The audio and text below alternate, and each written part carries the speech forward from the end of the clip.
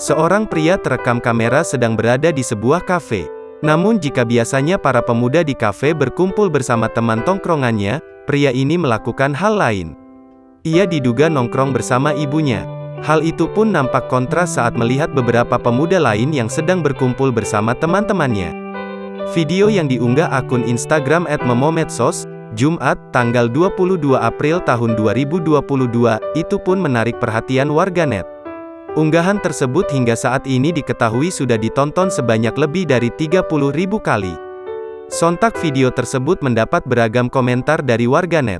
Dia tahu ibunya adalah salah satu jalannya ke surga, ujar warganet.